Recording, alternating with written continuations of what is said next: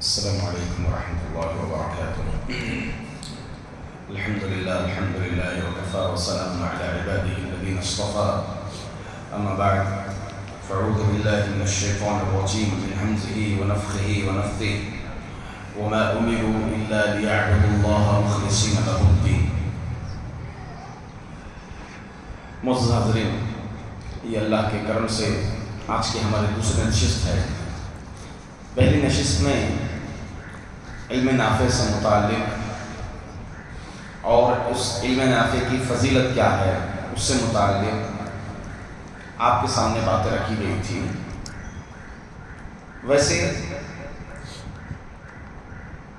یہ علم سیکھنے کا شوق، جذبہ ہمارے اندر ہونا چاہیے اور اس کی تڑپ اور حرص ہمارے اندر ہونی چاہیے۔ یہ ہمارے صحابہ اکرام، ہمارے اسلاف کا یہی طریقہ کار تھا۔ اب دیکھیں، اصحاب صفہ جو عہد نبوی صلی اللہ علیہ وسلم کا پہلا مدرسہ مدنی میں، مکے میں ایک مدرسہ تھا، جانتے ہیں؟ مکے کا پہلا مدرسہ دارالارقم۔ اللہ کے رسول صلی اللہ علیہ وسلم کو خفیہ دعوت کا حکم ملا تھا۔ 3 سال آپ خفیہ دعوت دے رہے تھے، آپ لوگوں کے عقیدے کی اصلاح کر رہے تھے۔ وہ جگہ کون سی تھی، مرکز کون سا تھا؟ دارالارقم، ارقم رضی اللہ عنہ کے گھر پر۔ یہ عمر میں چھوٹے تھے، 13-14 سال کے تھے جب اسلام قبول کیے تھے ارقم رضی اللہ عنہ۔ تو اللہ کے رسول صلی اللہ علیہ وسلم ان کے گھر پہ جاتے تھے تاکہ کسی کو شک نہ ہو۔ وحی کی باتیں صحابہ کو وہاں جماتے تھے اور وہاں توحید کی باتیں بتاتے تھے، اور توحید اس طرح سے شرک سے اجتناب وغیرہ ایسی چیزوں سے اللہ کے رسول صلی اللہ علیہ وسلم ترغیب دلا رہے تھے۔ تو بہرحال شرک سے اجتناب، توحید کی ترغیب کہاں پر؟ دارالارقم۔ تقریباً تاریخ سیرت میں آتا ہے کہ یہ صفا سے قریب میں تھا ان کا گھر، جو صفا مروہ پہاڑی ہے اس کے قریب میں ان کا گھر تھا۔ اس کے بعد اب جب مدینہ آئے تو اصحاب الصفہ کو شروع ہوا۔ اصحاب الصفہ کیا تھا؟ اللہ کے رسول صلی اللہ علیہ وسلم جب مدینہ آنے کے بعد آپ نے انصار اور مہاجرین کے درمیان کیا کروائی؟ اخوت کروائی، بھائی چارگی کروائی۔ اب اس کی ایک زندہ جاوید مثال ہے۔ اللہ کے رسول صلی اللہ علیہ وسلم جو اخوت کروائے تھے، انصار کی تعداد جو حسب استطاعت والے تھے، طاقت والے تھے، وہ کم ہی تھے۔ جتنے مہاجرین آئے اس میں سے کچھ کے ساتھ آپ نے کیا کروا دی تھی؟ اخوت، بھائی چارگی کروائی۔ بقیہ مہاجرین تو ماشاءاللہ اپنے بل پر کھڑے، جیسے عبد الرحمن بن عوف رضی اللہ عنہ کے متعلق آتا ہے کہ وہ مدینہ آئے، اخوت کی بات ہو رہی تھی، تو آپ نے کہا مجھے بازار کا راستہ بتائیے۔ آپ اپنی صلاحیت، اپنی قابلیت کے تحت ایک بزنس مائنڈ تھے حضرت عبد الرحمن بن عوف، تو آپ نے وہاں پر بازار میں اپنی تجارت کو جاری رکھا تھا۔ بقیہ اس کے علاوہ اور مزید مہاجرین تھے، اخوت کے لیے کوئی انصار حسب استطاعت والے نہیں تھے۔ تو اللہ کے رسول صلی اللہ علیہ وسلم ان کا ٹھکانہ، ان کا رہنا سہنا مسجد النبوی ہی میں رکھ دیا۔ مسجد النبوی میں رہا کرتے تھے وہ صحابہ۔ تقریباً 70 کی تعداد اس میں بتائی جاتی ہے، اور اس میں حضرت ابو ہریرہ رضی اللہ عنہ کا بھی نمبر ہے۔ حضرت ابو ہریرہ رضی اللہ عنہ، ان کے قبول اسلام میں اختلاف ہے، البتہ ہجرت میں اتفاق ہے کہ جنگ خیبر کے بعد آپ جو ہے مدینہ آئے تھے۔ اب اسلام کب لائے تھے؟ کیا پہلے ہی لا لیے تھے اپنے گاؤں میں، اپنے قریے میں، قبیلے میں؟ بعد میں آپ جو ہے ہجرت کر کے آئے مدینہ، یا پھر جو ہے جب ہجرت کر کے آئے تبھی اسلام قبول کیا؟ اس میں ہلکا سا اختلاف ہے۔ الغرض جو بھی ہو، خیبر کب ہوئی؟ سن 7 ہجری کے آخر میں خیبر ہے۔ تو آپ آپ کے لیے کوئی انصار نہیں تھے قوت کروانے کے لیے، تو آپ کا ٹھکانہ بھی کہاں رہا؟ مسجد النبوی، اصحاب صفہ، جہاں چبوترے کے پاس اللہ کے رسول صلی اللہ علیہ وسلم ان صحابہ کو دین کی باتیں بتاتے تھے، وحی کی باتیں بتاتے تھے، سکھاتے تھے۔ تو حضرت ابو ہریرہ رضی اللہ عنہ کو کتنا عرصہ ملا علم سیکھنے کا؟ کتنا عرصہ ملا؟ 8 ہجری، 9 ہجری، 10 ہجری، 3 سال آپ کو علم سیکھنے کا موقع ملا۔ سب سے زیادہ حدیث بیان کرنے والے کون؟ سب سے زیادہ حدیث بیان کرنے والے کون؟ ابو ہریرہ رضی اللہ عنہ۔ عہد نبوی ہو گیا تھا، صحابہ کا دور چل رہا تھا، تو اس وقت لوگوں نے کچھ اشارہ دیا، لوگوں سے سنائی گئی بات کہ ابو ہریرہ صرف 3 سال کی مدت میں رہا، سب سے زیادہ حدیثیں بیان کر رہا ہے۔ کچھ لوگوں نے اعتراض کیا اس بات پر، ابو ہریرہ رضی اللہ عنہ کو یہ بات پہنچی کہ لوگوں نے اس بات پر اعتراض کیا ہے، تو آپ کیے کیا اس میں؟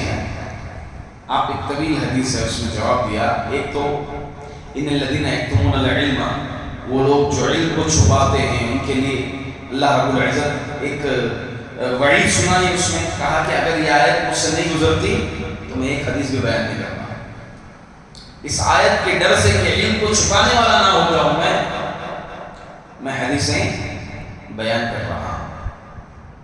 پھر آپ نے ایک ریزن بتایا کہ حدیثیں مجھے کیوں زیادہ معلوم ہیں۔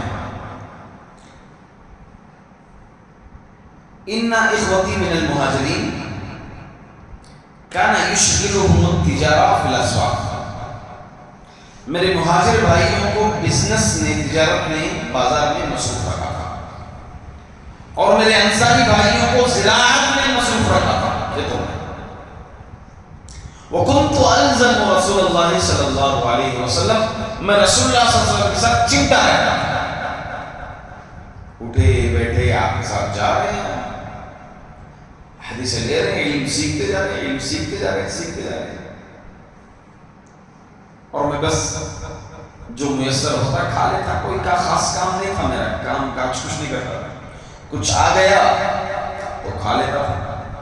اب اللہ کے رسول صلی اللہ علیہ وسلم کے متعلق کیا ہے کہ آپ کے گھر پر کبھی لگاتار 3 دن چولہا نہیں چلا، 2 دن جلا دو، تیسرے دن نہیں جلتا تھا، کبھی 3 دن چولہا ہی نہیں جلا نبی کریم صلی اللہ علیہ وسلم کے گھر پر۔ اور تو اور نبی کریم صلی اللہ علیہ وسلم کا معاملہ بھی کیا تھا، بیت المال سے جو آ گیا کچھ رکھ لیے بس وہی، اور اکثر و بیشتر، اور یہ بھی ایک روایت ہے کہ دن میں 2 مرتبہ آگ نہیں چولہا نہیں جلا، ایک مرتبہ جلتا دوسری مرتبہ جلنے کا کچھ نہیں تھا۔ کبھی نبی کریم صلی اللہ علیہ وسلم کے پاس پڑوسیوں کے پاس سے کبھی دودھ آ گیا، کبھی کچھ گوشت آ گیا، کچھ اناج آ گیا، کچھ غذا آ گئی، تو اللہ کے رسول صلی اللہ علیہ وسلم کے پاس آنے کے بعد نبی کریم صلی اللہ علیہ وسلم سب سے پہلے معلوم کرتے کہ اصحاب صفہ کا حال معلوم کرو کہ وہ لوگ کھائے ہیں یا نہیں کھائے ہیں۔ تو اصحاب صفہ مسجد میں رکے رہتے تھے، کہا جاتا کہ کچھ نہیں کھایا ہے تو آپ سیدھا اصحاب صفہ کے پاس بھیج دیتے، اگر کم مقدار میں ہوتا تو روایتیں ہمیں یہ بھی ملتی ہیں کہ آپ اس میں برکت کی دعا کرتے تھے اور ماشاءاللہ سب لوگ مستفید ہوتے تھے، پیٹ بھر کر کھاتے تھے۔ تو یہ حال حضرت ابو ہریرہ فرماتے ہیں کہ مہاجرین تجارت میں مصروف اور انصار زراعت میں مصروف، میں نبی کریم صلی اللہ علیہ وسلم کے ساتھ ہوتا علی ملیء بطنی، بس کبھی پیٹ بھر کر کے نصیب نہیں ہوتا، بس کچھ کھا لیا جینے کے لیے، بس کھا لیا، سب کھا لیا، کچھ آ جاتا کھا لیتا۔ اور ایک طویل روایت بھی ہے کہ آپ ایک مرتبہ بھوکے تھے، وہ الگ واقعہ ہے۔ الغرض آپ بیان کرتے ہیں کہ کبھی حال یہ ہوتا بھوک کی وجہ سے مسجد النبوی میں بے ہوش ہو کے گر جاتا تھا، بے ہوش ہو کے دروازے کے پاس پڑا رہتا تھا مسجد النبوی کے، لوگ گزرتے تھے، سمجھتے تھے کہ ابو ہریرہ سو رہا ہے، بھوک کی وجہ سے بے ہوش ہو کے گرا پڑا رہتا تھا علم کی خاطر. اس علم کی طرف، اس علم کا حصول حضرت ابو ہریرہ رضی اللہ عنہ کو اس میں مصروف کر دیا تھا. علم نافع حاصل کرنا تھا. مختصر سی مدت میں سب سے زیادہ حدیثیں بیان کرنے والے کون؟ ابو ہریرہ رضی اللہ عنہ. آپ اہل صحابہ میں ایک مرتبہ بازار پر کچھ سامان آیا تو بازار سے جب آتا تو لوگ کیا کرتے ہیں؟ اس کو خریدنے لگتے ہیں ریٹیل میں، پھر ریٹیل بیچتے ہیں. تو ایسا کچھ معاملہ اناج وغیرہ آئی ہوئی تھی تو ابو ہریرہ بازار میں دیکھا لوگ مصروف ہیں. اعلان کیے کہ مسجد النبوی میں وراثت تقسیم ہو رہی ہے رسول اللہ صلی اللہ علیہ وسلم کی. سننا تھا، سب کے ذہن میں یہ سمجھ میں آیا کہ مال وال کچھ ہے. تو کچھ لوگ دوڑ کر آئے مسجد نبوی، دوڑ کر آئے تو دیکھا کہ کچھ تقسیم نہیں ہو رہا ہے. آئے کیا بول رہا، کیا بات کر رہے ہو آپ، جھوٹ بول رہے ہو، مسجد نبوی وراثت کی بات کر رہے ہو، کہاں تقسیم ہو رہا ہے؟ کہ آپ نے کیا دیکھا ہوا؟ بس کچھ حلقات لگے تھے، حلقے مسجد میں علم سیکھنے کے، کہیں قرآن سکھائے جا رہے تھے، کہیں حدیث بتائی جا رہے تھے. یہی حلقہ پایا، کہا وہی نبی کی وراثت ہے، وہی نبی کی وراثت ہے. ہم لوگ یہاں پر سیکھنے کیا بیٹھے ہیں؟ نبی کی وراثت. اللہ کے رسول صلی اللہ علیہ وسلم کی وراثت حاصل کر رہے ہیں.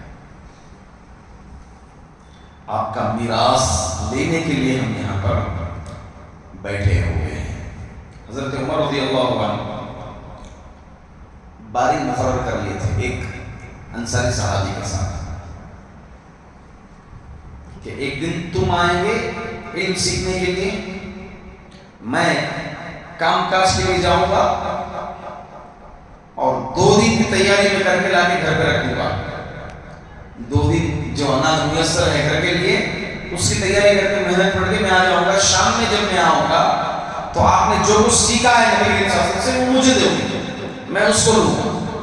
پھر دوسرے دن تم کام کے لیے جاؤ گے، میں نبی کی محفل میں آؤں گا، علم کی محفل میں شام کو آؤں گا تو آپ آئیں گے تو میں تمہیں جو لیا نبی سے وہ تمہیں آئیں گا. اللہ اکبر. یہ صحابہ کی تڑپ ہوتی تھی علم سیکھنے کی. تو یہی تڑپ، ایسی تڑپ ہمارے اندر بھی ہونی چاہیے، کیونکہ یہ نبی اکرم صلی اللہ علیہ وسلم کی وراثت ہے. اس اعتبار سے ہم جو یہاں سیکھنے بیٹھے ہیں، آپ یہ سمجھو کہ ہم اس کو سمجھ لیے یقیناً ہماری جنت طے ہے. اس پہ عمل کر لیے، سمجھ لیے ہماری جنت طے ہے بإذن اللہ تعالی. یہ اللہ کا رسول صلی اللہ علیہ وسلم کا قول ہے. نبی کریم صلی اللہ علیہ وسلم کی حدیث ہے کہ علم توحید یہی غرض ہے، یہی مقصد ہے. ہماری پیدائش کا مقصد ہی یہی ہے. اس کا بننے کا مقصد لکھنا، اس کا بننے کا مقصد پڑھنا، اس کے اوپر لکھنا، اس کا بننے کا مقصد، اس کا بننے کا مقصد، سب چیزوں کو بنائے جانے کا مقصد ہے. ہمارے پیدا ہونے کا مقصد کیا ہے؟ کیا ہے؟ توحید. اگر ہم پیدا ہوئے ہمارا مقصد ہی حاصل نہیں کیا، ہمارا مقصد ہی پورا نہیں کیے تو ہم کیا ہیں؟ بیکار ہیں، فضول ہیں، ضائع ہیں، برباد ہیں، کچھ کام آنے والے نہیں. ہمیں کوئی چیز کام نہیں آئے گی. ہمیں کوئی چیز کام آئے گی اگر ہم توحید سیکھیں گے. اللہ کے رسول صلی اللہ علیہ وسلم فرماتے ہیں من قال لا الہ الا اللہ دخل الجنہ. جس نے لا الہ الا اللہ پڑھا، بس لا الہ الا اللہ پڑھ لیا، اس کے شروط ہیں، اس کے ارکان ہیں، اس کے تقاضے ہیں. صرف پڑھ لینے سے نہیں، اس کو جاننا ہے. صدقا من قلب اس کے شروط ہیں. ان تمام چیزوں کو جاننا بہت ضروری ہے. اس کے ساتھ جاننے کے ساتھ ہی توحید مکمل ہوتی ہے. آپ کو معلوم ہے کتاب التوحید کا نام کیا ہے؟ کتاب التوحید کا پورا نام ہے کتاب التوحید الذی هو حق اللہ علی العبید. اس کا پورا نام ہے کتاب کا. ہم صرف کتاب التوحید مختصراً جانتے ہیں. اس کا پورا نام آپ دیکھیے، شروحات میں دیکھیے، اس کتاب میں دیکھیے، باریک سے لکھا ہوگا الذی هو حق اللہ علی العبید. کتاب التوحید جو اللہ کا حق بندوں پر ہے. کیا ہے اللہ کا حق بندوں پر؟ اللہ کے رسول صلی اللہ علیہ وسلم نے فرمایا حق العباد علی اللہ ان یعبدوہ ولا یشرکوا بہ شیئا. اللہ کا حق بندوں پر یہ ہے کہ وہ اس کی عبادت کریں، اس کی توحید بجا لائیں اور اس کے ساتھ کسی کو شریک نہ کریں. تو یہ کتاب التوحید اگر ہم پڑھیں گے، اللہ کا جو حق ہے وہ حق ہم حاصل کریں گے انشاءاللہ باذن اللہ تعالی. اب جب ہم حاصل کر لیں گے، عمل کریں گے انشاءاللہ، تو پھر ہمارا حق اللہ کے اوپر ہو جائے گا. وَحَقُّ الْعِبَادِ عَلَى اللَّهِ. بندوں کا حق اللہ پر اب لازم ہو جاتا ہے. اللہ اکبر. کیا وہ کہ اللہ تعالیٰ اس کو عذاب نہیں دے گے. اللہ یعذبہ، اس کو عذاب نہیں دیں گے اور اس کو جنت میں ڈالیں گے. اللہ سبحان اللہ سبحان اللہ. یہ کتاب التوحید کے دروس کا بڑا فائدہ ہے. توحید کے دروس، توحید کا علم انسان کے لیے اتنا ضروری ہے. محمد بن عبد الوہاب رحمۃ اللہ علیہ، ان کے دروس میں اکثر و بیشتر توحید. آپ ان کے تصنیفات دیکھ لیجئے، تصنیفات ان کے اکثر و بیشتر تقریباً 70% حصہ عقیدے پر ہی ہے. ان کی کتابیں اصول الثلاثہ دیکھ لیجئے آپ، ہاں دیگر آپ ان کے کتب دیکھ لیجئے، عقیدے پر ان کی کتابیں کثرت سے. اور ان کے دروس بھی جو ہوا کرتے تھے زیادہ تر توحید، عقیدہ توحید پر ہی ہوا کرتے تھے. آپ ایک مرتبہ درس دے رہے تھے، شاگردوں نے ایک مرتبہ واقعہ ہے، شاگردوں نے بس ایسے ہی ذکر کیا کہ آپ ہمیشہ توحید کے ہی دروس دیتے ہیں، کچھ دوسرے بھی دروس ہونا چاہیے جس میں کچھ واقعہ ہونا چاہیے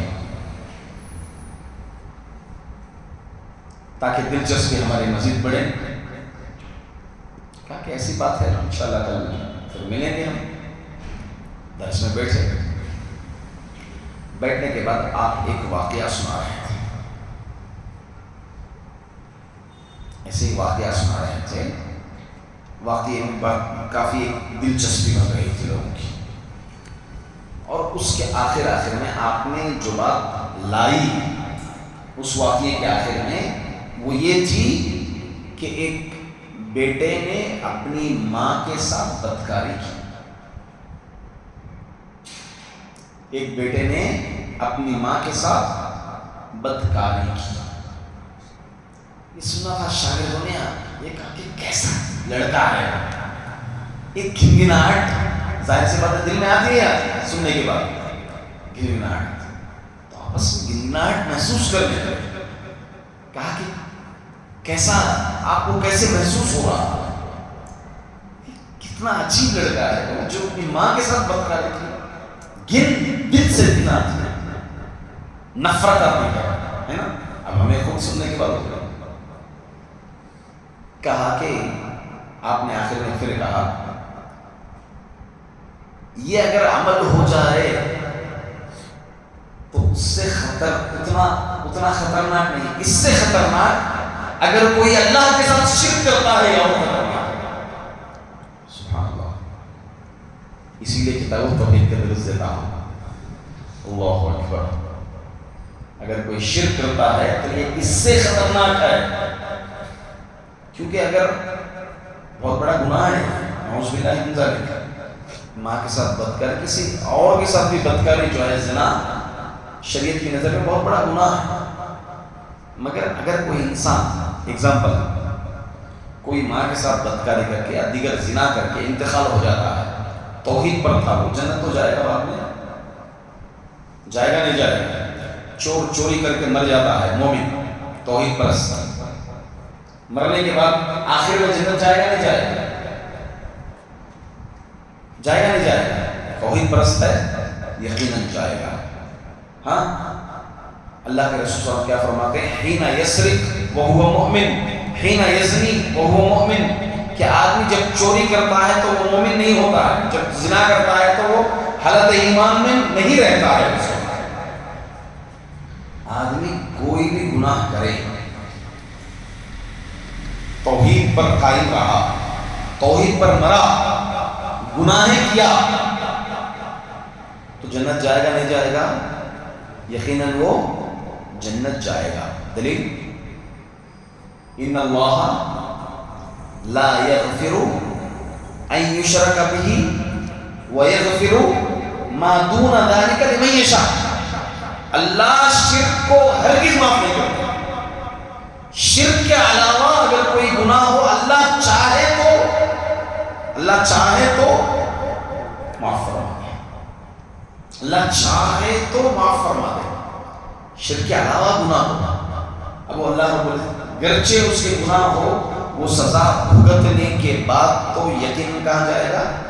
جنت۔ اس کا مطلب یہ نہیں کہ ہم گناہوں کو ہلکے میں، نعوذ باللہ من ذالک، چھوٹا چھوٹا گناہ بھی جو ہے بہت خطرناک ہے۔ الغرض، اسی لیے امام محمد بن عبد الوہاب رحمۃ اللہ علیہ اس بات کو نقل فرمائے، اور کہ آپ کے دروس توحید پر ہوا کرتے تھے، عقائد پر، آپ نے عقیدے پر آپ نے سب سے زیادہ کام کیا، اور آپ کی کتاب کا مکمل نام کتاب التوحید الذی هو حق اللہ علی العبید، آپ نے اس کتاب کا آغاز کیا تھا۔ ہم نے تاریخ میں پڑھی تھی، ان کی تاریخ میں کب لکھا تھا کتاب کو؟ جب آپ بصرہ کا سفر کیے تھے، اس سفر میں آپ بصرہ کے اندر لوگوں کے اندر شرک دیکھا، بصرہ میں طرح طرح سے چھپا شرک، خفی شرک، اسی طرح سے جلی شرک، شرک اکبر، شرک اصغر، یہ سب چیزیں دیکھی آپ نے لوگوں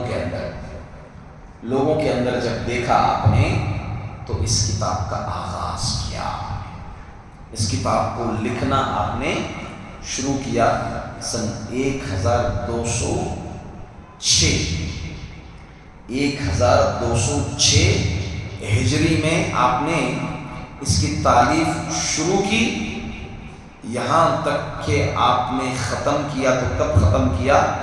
جب آپ واپس احسا آیا، اس وقت آپ جو ہے اس کتاب کی تکمیل کی۔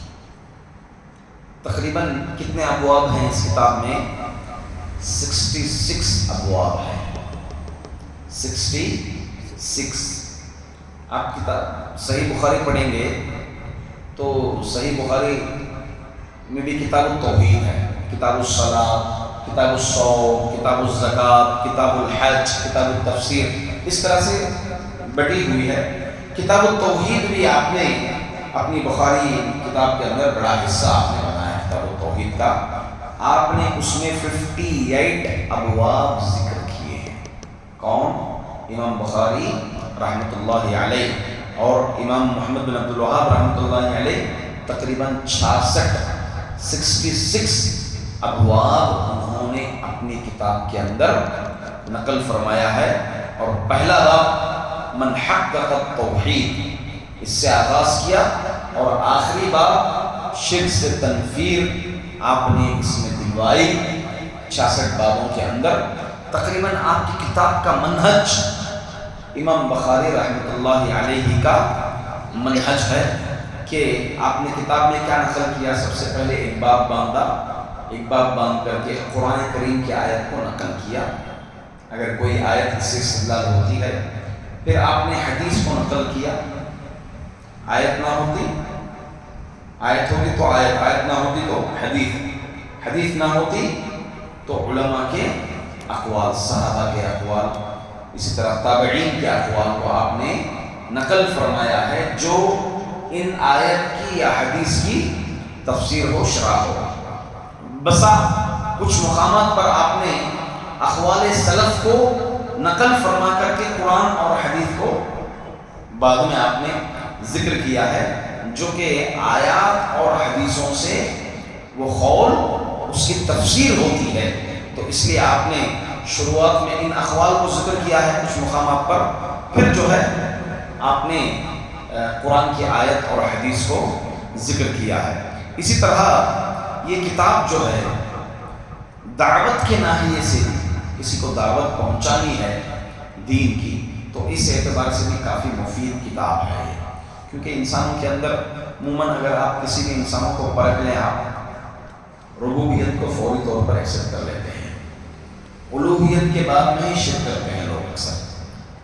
تو آپ کتاب عقید توحید کی جو دوسری قسم ہے توحید الوہیت، اس پر آپ نے زور ڈالتے ہوئے آخر میں مختصراً جو ہے اسماء و صفات کی بحث آپ نے چھیڑی ہے۔ عموماً زیادہ تر توحید الوہیت پر آپ نے زیادہ زور دیا ہے۔ کیونکہ مکہ مدینہ جو عرب تھا، عرب کنٹریز، اللہ کے رسول صلی اللہ علیہ وسلم کی دعوت ہوئی تھی، پھر جو ہے دھیرے دھیرے شرک ہلکا پھلکا ان لوگوں کے اندر پھیلا ہوا تھا۔ شرک اصغر خصوصاً شرکیات کی کئی چیزیں ان کے اندر زیادہ پھیلی ہوئی تھی، اس لیے آپ نے توحید الوہیت پر زیادہ زور دیا، اور نبی کریم صلی اللہ علیہ وسلم کی دعوت بھی اسی بیس پر تھی۔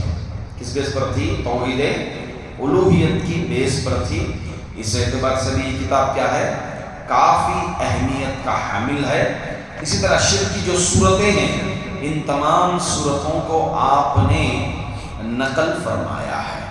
اس کے اندر عموماً ٹاپک جو ہے وہ توحید عبادت یعنی توحید الوہیت جس کو کہتے ہیں، توحید اسماء و صفات کو بہت ہی مختصراً آپ نے نقل فرمایا ہے، اور اسی طرح سے شرک کی جو صورتیں ہوتی ہیں ان صورتوں میں آپ نے کافی تفصیل سے جو لوگوں کے اندر رائج تھی ان صورتوں کو آپ نے نقل فرمایا۔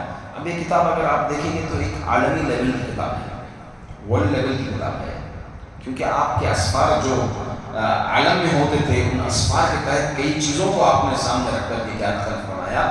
اس کتاب کو آپ نے جمع باقاعدہ طور پر آیت و احادیث کو آپ نے جمع کیا ہے، اور ان تمام چیزوں کو آپ نے لکھا بھی ہے۔ آپ اس سلسلے میں، اس کتاب کے سلسلے میں اگر آپ غور و خوض کریں گے تو اس کی کئی شروحات ہیں، اس کی شروحات کئی ہیں۔ سب سے پہلی شرح ان کی کتاب کی جو لکھی گئی تھی تیسیر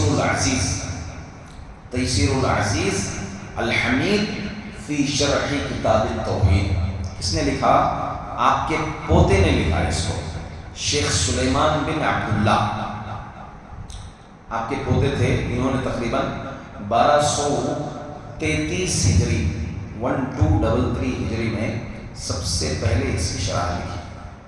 اس کے بعد پھر جو ہے عبد الہادی رحمہ اللہ علیہ، انہوں نے بھی اس کی تفسیر لکھی، اس کی شرح کی، تحقیق التجرید فی شرح کتاب التوحید، اسی طرح فتح الحمید، فتح المجید، اسی طرح سے جو ہے بے شمار کتابیں شروحات اس کی آئیں۔ قرۃ عیون الموحدین فی تحقیق دعوت الانبیاء والمرسلین، اس کے بعد پھر ابطال التندید باختصار شرح توحید، پھر القول السدید فی مقاصد التوحید، الدرر النظیر علی ابواب التوحید، حاشیۃ کتاب التوحید، اسی طرح المقصد السدید علی کتاب التوحید، الجدید فی شرح کتاب التوحید، الجامع الفرید للاسئلۃ والاجوبۃ فی علم التوحید۔ یہ عبداللہ بن جار اللہ انہوں نے کتاب لکھی، یعنی کتاب التوحید میں پوری سوال و جوابات کی شکل ہے، اس کے صرف کوشچنس بنائے ہیں اور آنسرز بنا کر کے ایک شرح کی شکل میں انہوں نے بھی جمع کیا ہے۔ پھر الدرر النظیم علی کتاب التوحید، پھر افادۃ المستفید بشرح کتاب التوحید، القول المفید علی کتاب التوحید، انشاءاللہ شیخ صالح العثیمین رحمۃ اللہ علیہ کی ہے۔ اس کتاب کو ہم تقریباً سامنے باذن اللہ تعالیٰ ہمارے دروس میں اس کتاب کو باذن اللہ تعالیٰ رکھا جائے گا۔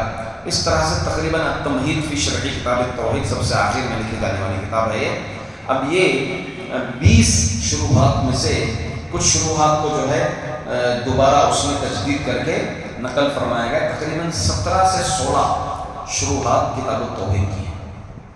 کتاب التوحید کے شروحات 17 سے 16 شروحات جو ہے اس میں موجود ہیں، اور سعودی عرب میں باقاعدہ ریڈیو کا سسٹم ہے، جیسے ہندوستان میں ریڈیو کا سسٹم ہے ویسے سعودی عرب کے اندر بھی ہے، وہاں کا ریڈیو سسٹم ہے جس میں صرف اور صرف اگر کوئی ریڈیو سن لے وہاں کی، بس ریڈیو سن لیں تو ماشاءاللہ کافی علم اس کے اندر آ جائے گا الحمدللہ۔ عربی جاننے والا اگر ریڈیو سن لے، آپ عموماً دیکھے ہوں گے کئی لوگ جو ہے ماشاءاللہ سعودی عرب کے ریڈیو چالو رکھ کر کے کار چلاتے ہوئے چلتے ہیں، وہاں پر باقاعدہ طور پر اتنے ٹائم سے اتنے ٹائم تک تلاوتیں ہوتی ہیں، پھر فقہ کا درس ہوتا ہے، توحید کا درس ہوتا ہے، خصوصی کتابوں کا درس ہوتا ہے، 24 گھنٹے ماشاءاللہ جس ثواب ہی ثواب کما رہی ہے سعودی عرب، سبحان اللہ۔ ایسے ملک کے اوپر لوگ انگلیاں اٹھاتے ہیں، کتنی نفرت ہوگی ان کو توحید سے، سبحان اللہ۔ تو آڈیو کے اندر اگر آپ دیکھیں گے تو کئی علماء اکرام نے کتاب التوحید کی شرح کی۔ سب سے پہلے عبداللہ بن محمد بن حمید رحمۃ اللہ علیہ، تقریباً 37 کیسٹس کتاب التوحید کی شرح میں، کتنے 37 کیسٹس ان کے ہیں کتاب التوحید کی شرح میں۔ اسی طرح شیخ بن باز رحمۃ اللہ علیہ کے تقریباً 10 کیسٹس ہیں کتاب التوحید کی شرح میں۔ اسی طرح شیخ صالح العثیمین رحمۃ اللہ علیہ کے 54 کیسٹس ہیں کتاب التوحید کی شرح میں۔ اسی طرح شیخ صالح الفوزان حفظہ اللہ، آپ کی جو ہے تقریباً 82 کیسٹس آپ کے موجود ہیں۔ اسی طرح شیخ عید بن عبداللہ الجابری حفظہ اللہ، ان کے تقریباً 8 کیسٹس ہیں جاری ہیں۔ فضیلۃ الشیخ صالح آل الشیخ رحمۃ اللہ حفظہ اللہ، ان کے تقریباً جو ہے ابھی بیمار چل رہے ہیں، تقریباً 16 کیسٹس ان کے بھی موجود ہیں۔ کتاب التوحید، اتنی اہمیت اس کتاب کو دی گئی ہے سعودی عرب کے اندر الحمدللہ۔ عرب کنٹریوں میں اس کی اتنی اہمیت ہے جس کا نتیجہ یہ ہے کہ بچہ وہاں پر توحید کو جانتا ہے، بچہ مختصراً توحید کو ماشاءاللہ العزیز یہاں پر جانتا ہے۔ اسی طرح سے ان کی شروحات کے علاوہ علماء کے کئی پیارے اقوال ہیں اس کتاب کے متعلق، انشاءاللہ العزیز میں اس کتاب سے متعلق کئی چیزوں کو جمع کیا ہوں باذن اللہ تعالیٰ، آگے کے دروس میں انشاءاللہ ان چیزوں کو نقل فرمایا جائے گا۔ کچھ چیزیں آپ عموماً طرح جو ہے علم کا حصول دونوں طرح سے ہے، کچھ لوگ قلم لے کر کے بیٹھے ہیں، کچھ لوگ جو ہے بنا قلم کے بیٹھے ہیں، من باب الاستفادہ، دونوں کے لیے خیر ہے، دونوں کے لیے خیر ہے۔ ایک حدیث میں آپ کو سناتا ہوں، بڑی پیاری حدیث ہے کہ اللہ تعالیٰ کے کچھ فرشتے زمین میں پھرتے رہتے ہیں، جہاں کہیں بھی علمی محفل نظر آتی ہے وہاں پر جو ہے فرشتے بھی آ کر جڑ جاتے ہیں اس محفل میں۔ اب وہ ایک فرشتے کا حجم اتنا بڑا ہوتا ہے کہ آسمان تک اس کا حجم ہوتا ہے۔ پھر اللہ تعالیٰ ان بندوں فرشوں سے پوچھتا ہے کہ بھائی میرے فلاں بندے کیا پایا تم نے؟ کہا کہ اللہ یہ فلاں بندے جو ہے علم سیکھ رہے ہیں، تیرا ذکر کر رہے ہیں، علم بھی ایک ذکر ہے، تیرا ذکر کر رہے ہیں۔ تو اللہ تعالیٰ پوچھے گا کہ اس میں کچھ لوگ جو ہے علم سیکھنے کے لیے آئے ہیں، کچھ ایسے بھی ہیں فلاں جو بس محفل بیٹھے، چلو بھی اتنی محفل ہے بیٹھ گئے آ گئے۔ کہا کہ ان کے لیے بھی خیر ہے۔ حدیث میں تفصیل ہے کہ ایسا بندہ بھی جو صرف علم کی محفل ہے، چلو بیٹھ گئے، بیٹھنے کے لیے آئے، سن لیں گے کچھ کیا ہو رہا ہے علم سیکھنے کے غرض سے. تو ایسے بندوں کے لیے بھی خیر ہے. طویل حدیث ہے اندر انشاءاللہ العزیز، آگے کبھی بھی باذن اللہ تعالیٰ اس کو میں سناؤں گا. بس اللہ تعالیٰ سے ہم دعا کرتے ہیں کہ اللہ رب العزت ہمیں یہ سلسلہ جو شروع کیے ہیں بہت ہی پیارا سلسلہ ہے، اسے جاری رکھنے کی اور اس پر قائم رہنے کی، اور ساتھ میں اللہ رب العزت استقلال ہمیں عطا فرمائے. اللہ تبارک تعالیٰ مجھے سب سے پہلے توفیق دے اس پر قائم رہنے کی، آپ تک پہنچانے کی، جہاں تک اس کو مطالعہ کر کے آپ تک پہنچانے کی اللہ تعالیٰ مجھے بھی توفیق دے، اور آپ لوگوں میں بھی اللہ تعالیٰ استقلال عطا فرمائے اس کو حاصل کرنے کی اور درس میں بیٹھنے کی اور سننے و استفادہ کرنے کی. اللہ تعالیٰ ہم تمام کو ساتھ ساتھ میں عمل کی بھی توفیق عطا فرمائے. آمین وآخر دعوانا الحمدللہ رب العالمین. انشاءاللہ جیسا کہ معلوم ہے ایک ہفتہ چھوڑ کر ایک دوسرے ہفتے میں درس ہوتا ہے، تو اس طرح انشاءاللہ سلسلہ جاری و ساری رہے گا. السلام علیکم. سبحانک اللہ.